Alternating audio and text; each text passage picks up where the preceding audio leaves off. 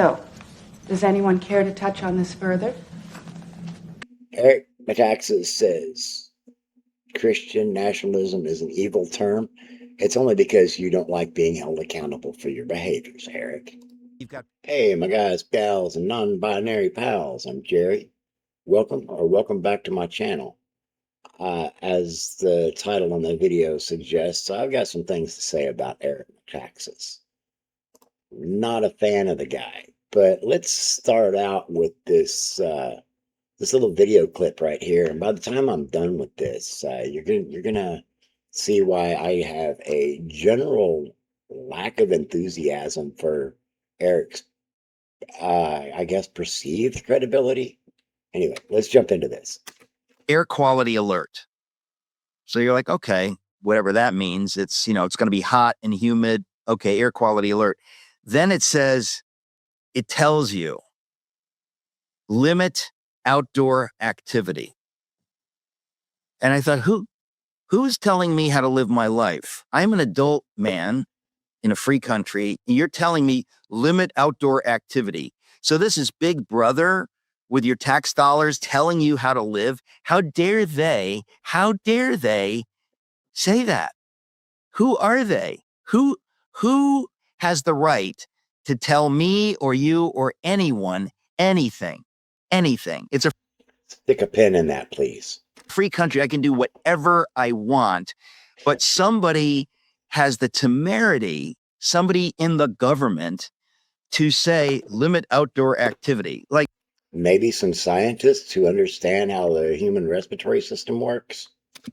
Look, I don't live in Canada where the government does that kind of stuff. I live in the United States of America, and I have to say, I'm offended by that. I mean, this gets to the whole story of my book, Revolution. Like, we're free men. We're free. Are we? Really? Really, Eric? We're going to get into that. You don't tell me anything. You're not my keeper. Who are you? It's the big state. That's just rich.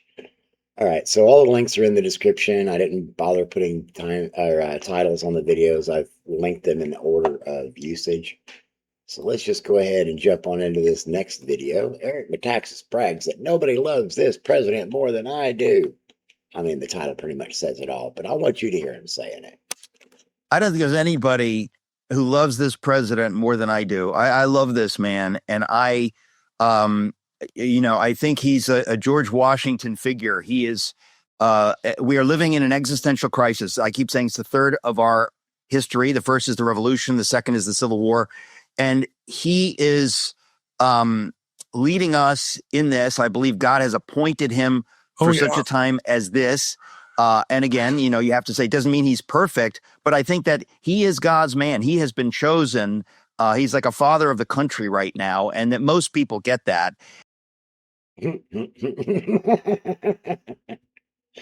You'll also note that down here I've left the date stamps, and you can see I'm using Right Wing Watch's material.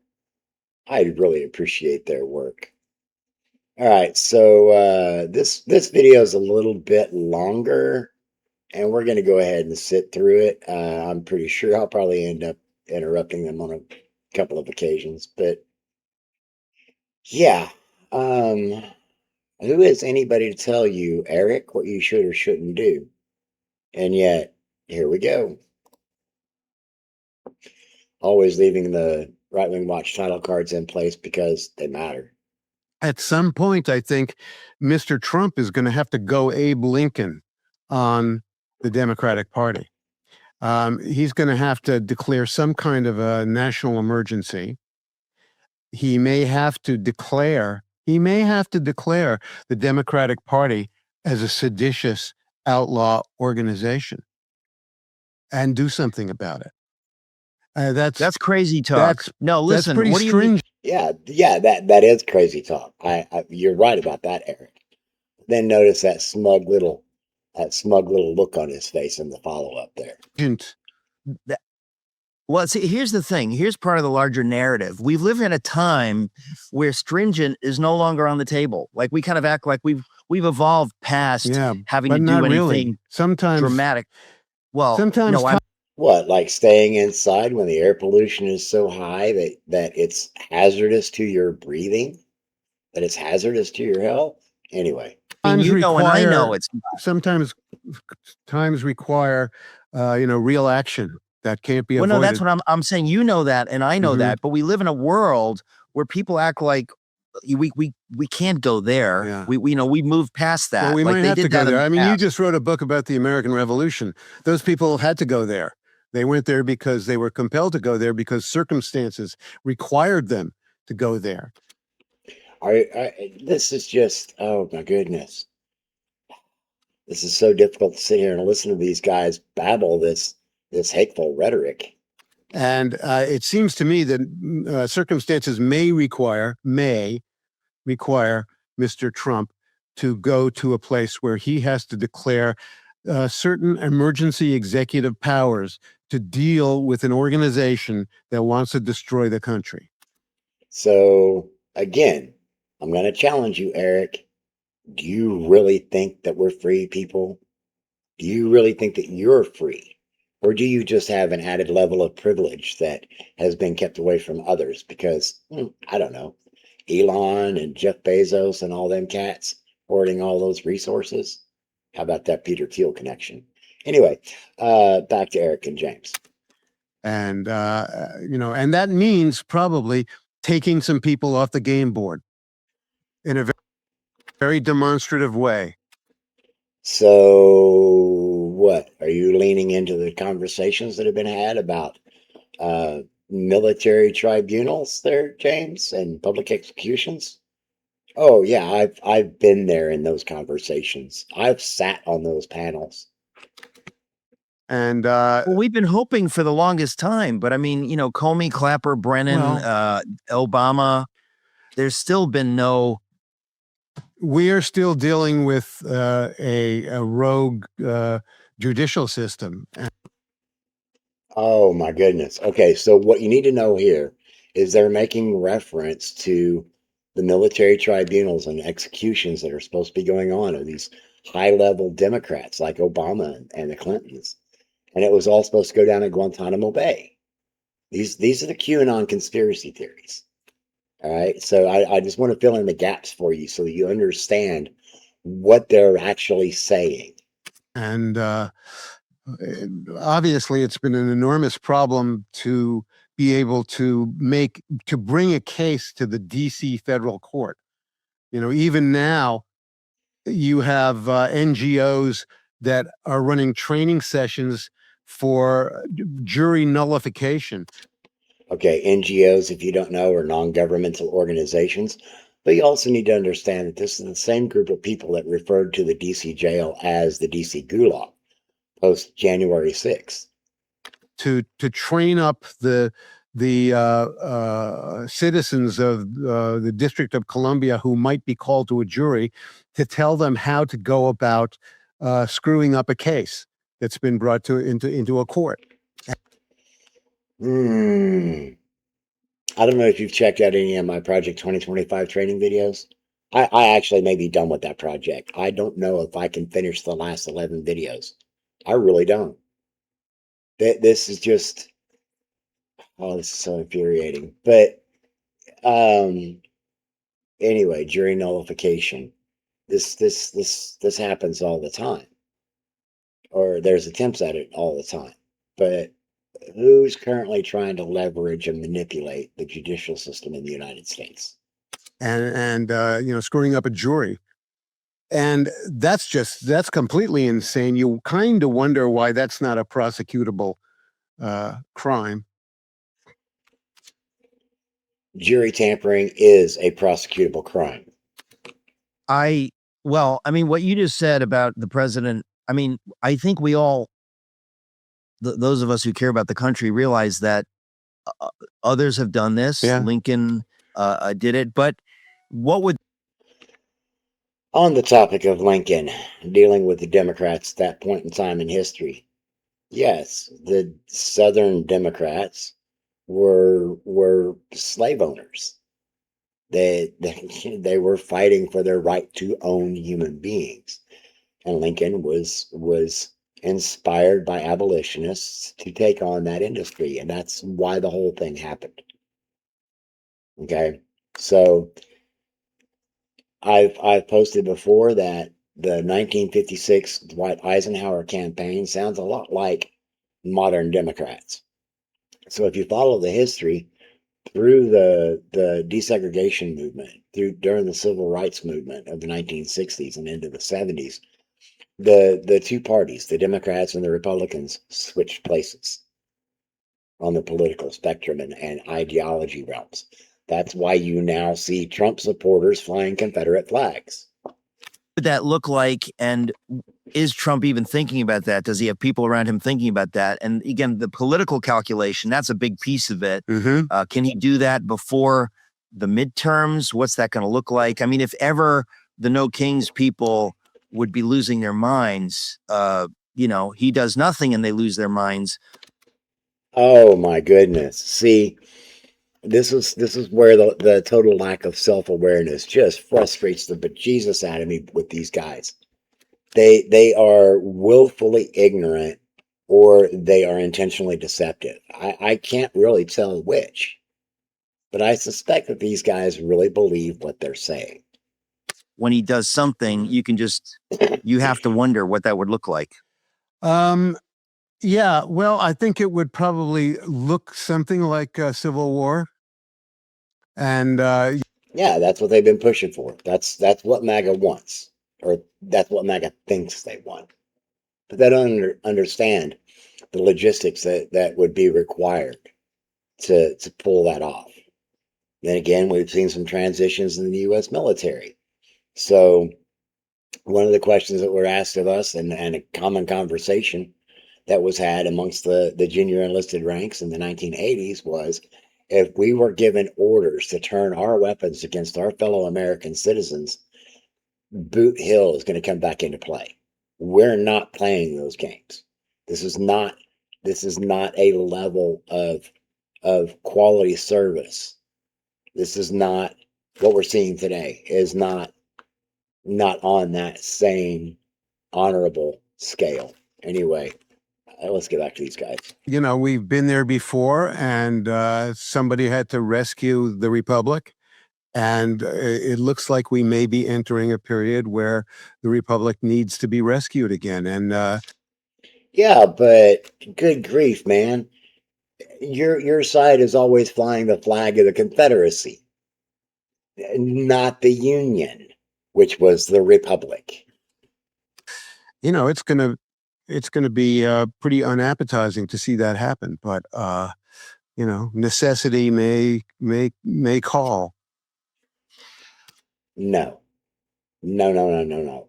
This is why I say we need to abolish ICE. It's people with a mindset that's been driven by this sort of rhetoric that have gotten into the ranks of ICE and these pro-Trump militias, like the Proud Boys. In fact, we're going to get to them here in just a moment, or Patriot Front, or any of those other militias. Anyway, good grief. Well, that's what I was saying. So earlier. what would it It's look like? What would it look like? Yeah. Among other things, probably something to replace a corrupt judicial system, which would probably be a military tribunal system. And bingo, there it is. And we'd be in uncharted territory. We'd be in another country for a while. But so was the United States in 1862. In 1863 and 4, and we emerged from that, and we emerged from that with a much stronger sense of who we were. Except, and again, this is conversations that I've had sitting on panels within MAGA during the Reconstruction period post Civil War. Even Texas signed on that they could not secede from the Union. And yet, Texas still thinks they can secede from the Union. Good grief. These people don't care about the facts of history. And what we were about. All right, so we're through that video. Let's see, what have I got lined up next? Oh, yeah, there's that Proud Boys video. that tells you the level of discourse we have in America, that there are people who think Proud Boys or some group of, quote unquote Christian nationalist maniacs, they're really scary and you got to watch out for them. And that's just like if you were alive in Germany in 1934 and you said, well, it's one thing to criticize Hitler, but are you criticizing the communists?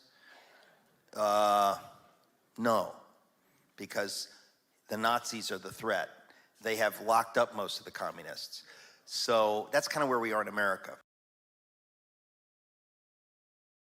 I'm not exactly sure where you're going with that argument, Eric, unless you're trying to suggest that anybody who's not of your kind deserves to be locked up, which is not surprising coming from you. Let's see, what have I got up next? Oh, yeah. Eric Metaxas says Christian nationalism is an evil term. It's only because you don't like being held accountable for your behaviors, Eric. You've got people like, Russell Moore and David French throwing around the term Christian nationalism, like, ooh, if you act on your faith, you're being a Christian nationalist. And I think to myself, you mean the way George Washington and Billy Graham, I mean, all these heroes that lived out their faith in all kinds of. Oh my goodness, Billy Graham. I'm working on that one. I do have another video lined up about Billy Graham because he plays a big part in the story that comes up as part of my deconstruction. Spheres today, they would be, oh, you're a Christian nationalist. And I think it's just an invented term to silence the church. It's an evil term, really, because it's trying to silence God's voice in the nation. No, it's a matter of accountability. It's a matter of calling a turd a turd, a rose, a turtle a turtle. It's about naming an object, just like naming your trauma. If you can't name your trauma, if you don't have the words to describe your trauma, you can't work on it. So if you can't name a problem, you can't fix it. If you're a blacksmith and you're working out a piece of metal and you find a flaw in it, you have to figure out how to correct that. Do you repurpose that piece of metal, or do you have some kind of technique where you can hammer out that crack where it's not going to be a problem? If you've got that technique, I would love to hear about it because from what I understand, that's a rare talent amongst blacksmiths. And my blacksmithing skills are nowhere on that level. I just understand the basic rudimentaries of it. Anyway, let's go ahead and jump into this one. Referencing back to who are you to tell me what I can do or what I'm supposed to do? You're not my keeper. From that first video, all right? If you do not vote, I've said this many times, if you do not vote and you inadvertently allow the other side to get in, because I don't want to vote for Trump, the other side's going to get in, they are going to put in place wicked policies. Right. You are to blame for those wicked policies. So we need to be mature adults and choose the one who's going to put in the better policies. And if you don't know what that is, you're very ignorant. Maybe you shouldn't vote. But I got to tell you something. This is hard. The reason I get so animated, emotional, this affects people. You care about kids in the inner city. You better care about who's the mayor and the governor and the president, because their lives are being made miserable. Their lives are being destroyed by wicked leaders and wicked policies. And so people kind of say, well, I don't want to dirty my hands and vote for Donald Trump or whoever. That is childish. That's virtue signaling. And God will judge you for sitting on your hands when his people are, hungry. And yet we can see what ICE is doing on the streets of America. How many American citizens have been gunned down so far? There's been what, two more in the last week and a half. So anyway, this is just I'm getting to a point now where I'm just going to throw some extra stuff in. I've got a real juicy piece to close out with, but I'm just throwing some extra stuff in here to try to expose his lack of credibility. Let me see if I can Double screen thing there's got me all messed up. There we go. Now we're lined up. All right, let's do this. And again, I always leave the cards in place because they need to be there. Should we just give up on the election? Is that what you think? You know, if somebody raped and killed somebody I love, I'm not the kind of guy that says, you know what, hey, we all make mistakes, let it go. Right. Once Good. that person is in jail, I might go and pray with that person, but I will not sleep until that person is found and put behind bars. If it is even possible that this election was stolen, I believe it was stolen, but let's say it wasn't. I want to know, I want to be convinced, and I want every American to be convinced that our election processes are absolutely transparent. And when people tell you to shut up, move along, that is a big red flag. They're hiding something. Shall we revisit this whole concept of the Epstein files? Just saying. And we all know that the foot dragging that's gone on in Arizona and in other places, that is just absolutely circumstantial evidence somebody's hiding something. They don't want us to know what happened.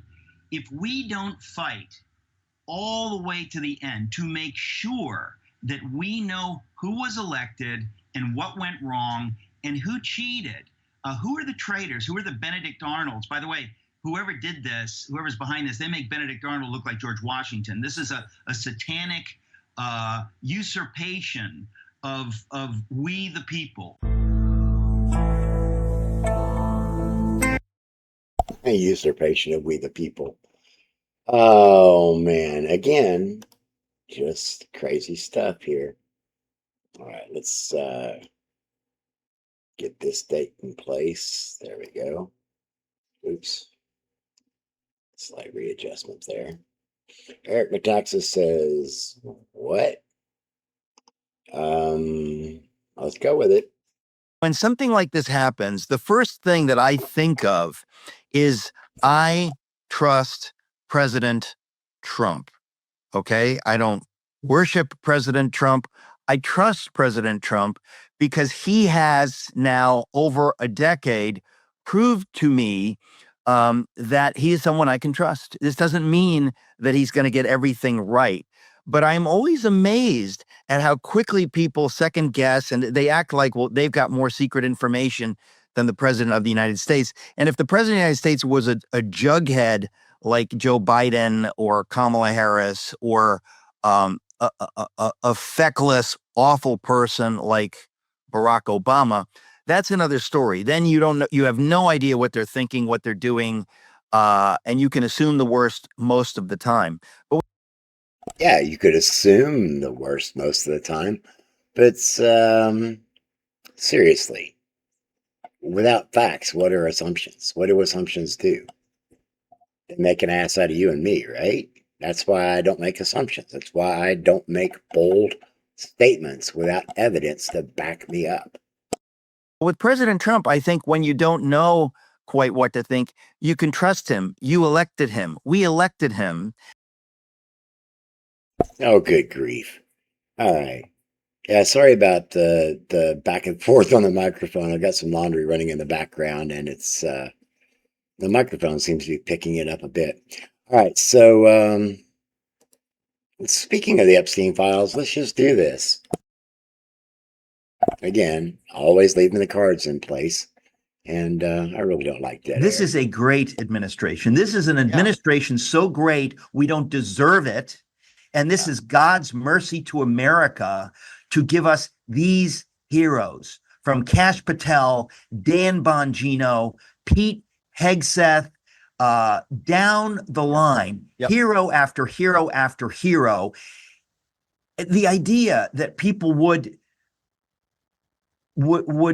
snipe in this way. I mean, we have every right to expect justice and truth and whatever, but people are saying, well, we haven't had arrests, therefore they're dragging their feet. I mean, I get that, but you know, at some point you have to really trust that Donald Trump does care about what we care about. Yeah. I'll tell you right now, folks, if you think Donald Trump would not do everything he possibly could to crush pedophile sex trafficking, I think you're crazy. I must be crazy then, because as you can see from the date down here, July 16th, 2025, it is currently July 18th, 2026. So we're talking a year and a day later. And, well, anyway. So here's my pièce de résistance. This is the cherry on top. You can read the title, but let's just go ahead and let these cats talk for a minute and a half. Bigfoot is a modern day Nephilim, in my opinion. There's A modern day Nephilim. modern day Nephilim, correct. It'd be like the days of Noah. Why should that surprise us? You know, this is they're cooked up. But the simplest problem that exists with Bigfoot is, why can't we catch one? Why can't we find the bones of one? Because they pop in and they pop out, Eric. They pop in and they pop out. How do I know that? Because I've been talking to too many people. They're here, and then I have a picture from the late Scott Carpenter, and I believe they killed him, but that's another story. He got too close. They killed him, and Bigfoot killed him. You're saying that they are interdimensional. They have the ability to pop in and pop out. They can materialize and dematerialize. I have a picture that Scott Carpenter gave me. All right. And he's Share that picture with us, please. I want to see that picture. walking and he's got a camera facing behind him. All right. So he's walking this way and the camera's facing behind him. In the background, you see a perfect circle. And then there's a Sasquatch on one knee. And guess what, Eric? It's got an elongated skull. Wait. That sounds like the entry scene for Arnold Schwarzenegger's character in Terminator. Interesting. It's got an elongated skull. I've got the picture. I'll send it to you. This is a picture. Yeah. And can you email this to me? I will email that to you. You see a Why can't you just why don't you have a printed out copy of it where you can hold it up? I mean, look at this incredible image. I've got this proof. Why are you hiding this information that you allegedly have? Is it because you don't actually have it, Mr. Marzulli? perfect circle, and you see this entity on one knee, which is what they do when they materialize. I've also had witnesses talk about they're here and they pop in, then they pop out. These are modern day Nephilim. These people are just absolutely delusional. They're dissociated from general thinking. They're dissociated from general society. And this is why, in part, there are so many problems within the MAGA movement and their inability to interact with society as a whole. All right, I'm going to go ahead and wrap this up here. I wanted to keep it fairly short, kind of had a little bit of a window that I was able to take advantage of. I hope that you enjoyed this video. If you aren't subscribed, please do. Subscribe to the channel. If you enjoyed the video and stuck it out to the end, give it a thumbs up, because that lets me know that you are looking for information with verifiable facts. Also, please take care of yourself so you can help take care of others. Drink plenty of fluids, get the rest that you need, and please remember, mental health matters. Everybody.